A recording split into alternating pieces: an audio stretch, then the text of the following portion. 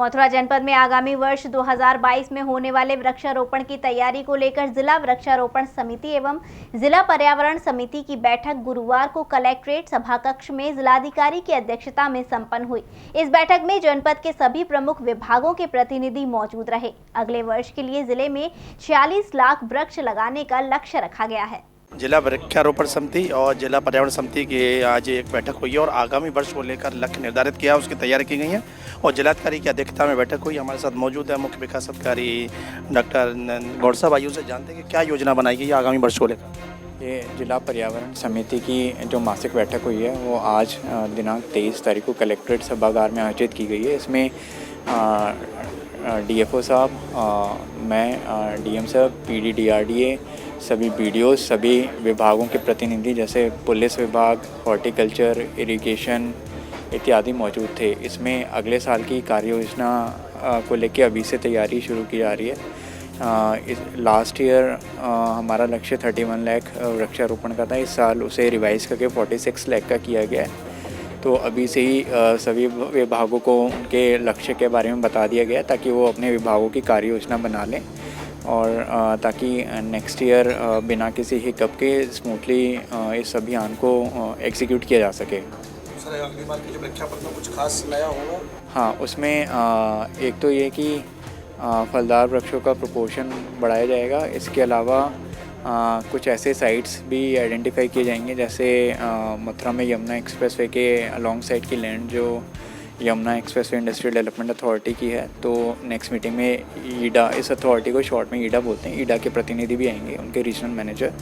तो और इसके अलावा जहाँ पे टूरिस्ट फ्लो ज़्यादा है, जैसे यात्री बाहर से आते हैं वो पहली बार शहर को देखते हैं, तो उनके लेफ़्ट और राइट दोनों तरफ हरियाली उन्हें देखने को मिले।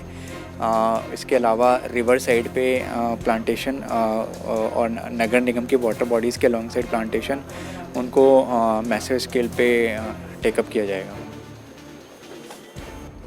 आपने सुना है, सीडीओ साहब ने बता दिया कि अगले वर्ष के लिए 46 लाख के लगभग का वृक्षारोपण का लक्ष्य रखा गया और सभी विभागों को उसके अनुरूप दायित्व सौंपा जा रहा है जिससे कि वृक्षारोपण का जो सरकार ने दायित्व सौंपा है वो पूरा हो।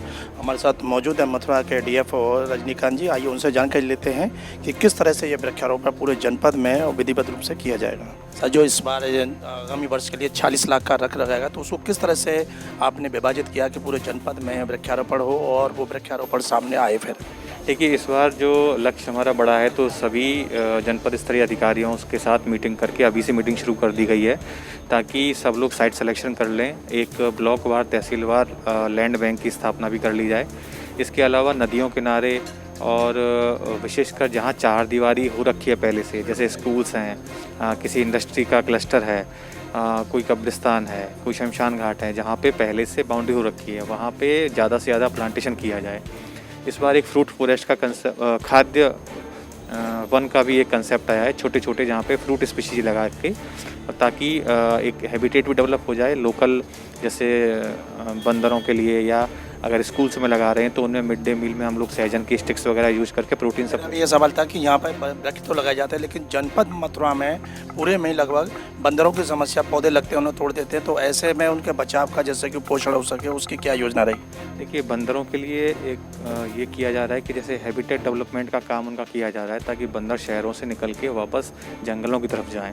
तो उसी के लिए जो ये फ्रूट स्पीशीज लगाने का डीएचओ साहब के सहयोग से इस बार जो जैसे आम है, अनार है, अमरूद है, इस तरीके की जब प्रजातियां लगाई जाएंगी ज़्यादा, तो अपने आप बेर है, गूलर है, तो अपने आप बंदर उसकी तरफ आएगा, एक हैबिटेट डेवलप होगा जिससे कि ये समस्या कम होगी। इसके अलावा जो नदियों किनारे प्लांटेशन किया जाएगा उसमें भी अगर फाइकस स्पीशीज वगैरह लगाई जाएंगी तो एक नेचुरल हैबिटेट डेवलप होगा बंदरों के लिए। और इस तरीके से जब लार्ज स्केल प्लांटेशन होगा तो ऑटोमेटिकली बंदरों की समस्या कम होगी। इसके अतिरिक्त इस बार एल्गल पॉन्ड्स पे भी ध्यान दिया जा रहा है। जो क्लाइमेट चेंज के लिए हम लोग कार्बन सिक्वेस्ट्रेशन की बात करते हैं, तो एनवायरनमेंट से कार्बन सोख के उसको बायोमास में कन्वर्ट करने के लिए एल्गल पॉन्ड्स डेवलपमेंट करने का इस बार प्लान है। और सिली पास्चर मॉडल पे प्लांटेशन होगा। मियावाकी पद्धति में विशेष जोर है ताकि कम से कम ज़मीन में अधिक से अधिक ग्रीनरी हो सके। क्या पद्धति है मियावाकी? मियावाकी पद्धति एक जापान में डेवलप हुई थी जिसमें मल्टी स्टोरी प्लांटेशन किया जाता है। जैसे मान लीजिए 6 फुट का एक प्लांट है, उसके साथ ही एक 3 फीट का लगा देंगे और 1 फीट का और लगा देंगे, तो 6 फीट के बीच में 2 रो और हो जाएंगी। यानी कि एक तरीके से we can develop thrice plantation in that much land. तो इससे कम भूमि में उसका अधिकाधिक उपयोग करते हुए ज़्यादा से ज़्यादा ग्रीनरी डेवलप कर सकते हैं। तो यही मियावाकी पद्धति है जो काफ़ी सफल रही है थ्रू आउट वर्ल्ड।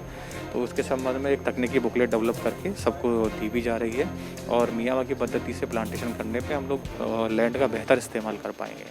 मतलब कि एक समस्या ये भी है कि यहाँ की जो भूमि क्षारीय भूमि है उसमें लपट ज़्यादा है, तो ऐसी ज़्यादातर खाली जो ज़मीन पड़ी है वो ऐसे ही वहाँ वृक्षारोपण नहीं हो पाता, वृक्ष लगते नहीं हैं, तो उसके लिए क्या समाधान?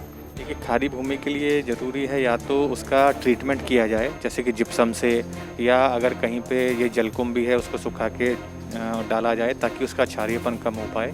अन्यथा की दशा में फिर बहुत कम स्पीशीज ऐसी हैं जो बहुत लवणीय या क्षारीय भूमि में सर्वाइव कर पाती हैं, जैसे जंगल जलेबी है या कंजी है या आंवला है। इस टाइप की जो स्पीशीज हैं वही डेवलप कर पाती हैं। तो कोशिश ये रहे कि पहले सॉइल टेस्टिंग करा के और उस सॉइल के अनुरूप ही स्पीशीज का प्लांटेशन किया जाए या जो है सॉइल का ट्रीटमेंट कर लिया जाए। तो इस बार इन सब में कार्रवाई की जाएगी। दिल्ली जो आगरा दिल्ली हाईवे है उसको जब 6 लेन बनाया गया तो उसके किनारे पहले बहुत यूकेलिप्टस शीशम आदि के बहुत वृक्ष थे, हज़ारों वृक्ष काटे गए, लेकिन अब कई वर्ष हो गए अभी तक वहाँ वृक्ष नहीं लग पाए पूरी तरह से, जबकि वो सबसे ज़्यादा ज़रूरी है, वाहनों का सबसे ज़्यादा आवागमन होता है, तो वहाँ पर क्यों नहीं उसको शामिल किया जाता? देखिए, नदियों किनारे सड़क किनारे प्लांटेशन करवाने का इस बार विशेष जोर है और जो भी संबंधित संस्था होगी उसको इस संबंध में अवगत करा के इसमें प्लांटेशन करवाया जाए। आखिरी सवाल, जो अभी गत वर्ष जो वृक्षारोपण हुआ उसमें फर्जी वृक्षारोपण का मामले सामने आया, जांच भी हुई, और अगर इस तरह का ये रहेगा तो कैसे फिर सफल हो पाएगा ये सरकार का जो लक्ष्य है? देखिए, सरकार की मंशा के अनुरूप जो समस्त कार्रवाइयाँ करते हुए सारे विभागों को लक्ष्य दिए गए और वृक्षारोपण भी कराया गया। उसके बाद टीम बन के उसकी भौतिक सत्यापन भी हुए हैं और आगे भी जो मॉनिटरिंग और अनुश्रवण का सिस्टम है सरकार का, उसके अनुरूप जांच समितियां बन के कार्रवाई की जाती है। जहां अगर किसी की लापरवाही या कोई अनियमितता सामने आएगी तो उस पर जरूर कार्रवाई होगी। बाकी जो रिपोर्ट आई है उसके हिसाब से आगे कार्रवाई की जाएगी। इस विशेष ध्यान दिया जाएगा और सभी जिलाधिकारी और नोडल अधिकारियों से ये अपेक्षा भी है कि सर्वाइवल पर विशेष ध्यान दें। लेकिन सर्वाइवल तब ज़्यादा, जैसा आपने बताया कि यहाँ की जो है ज़मीन क्षारीय है, पानी ख़राब है, तो यहाँ विशेष प्रयासों की आवश्यकता है। इसके लिए NGOs को भी इन्वॉल्व किया गया था और आगे भी इसको इन्वॉल्व किया जाएगा।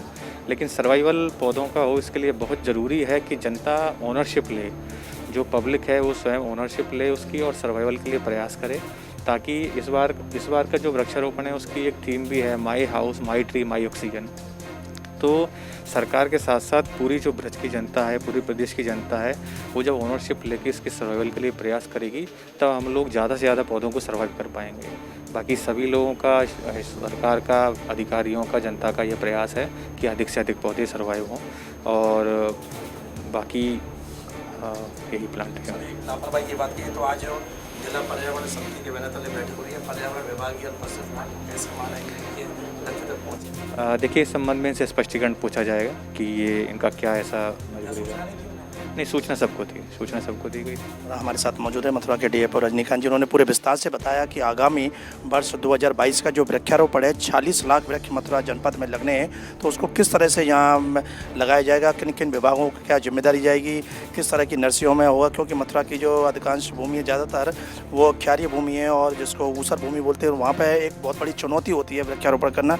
तो उसके लिए भी वन विभाग पूरी तरह से तैयार है। उन्होंने उसके भी इंतजाम किए हैं कि ऐसी जगह पर किस तरह के पौधे लगाए जाएँ जो कि बहुत जल्दी वो पल्लवित हों, बड़े हों, और यमुना एक्सप्रेस वे हो या मथुरा दिल्ली आगरा हाईवे है, नदी के किनारे, उन सब जगह वृक्षारोपण का पूरा योजना बनाई है। और उम्मीद है कि जो सरकार ने लक्ष्य दिया है 40 लाख वृक्ष लगाने का, तो उसके लिए पूरा मथुरा जनपद अभी से तैयारी में जुट गया है। जब अभी से और सही सक्रियता के साथ तैयारी होगी तो निश्चित ही सफलता प्राप्त होगी। G9 न्यूज़ के लिए कैमरा पर्सन संदीप वर्मा के साथ सुशील गोस्वामी, मथुरा।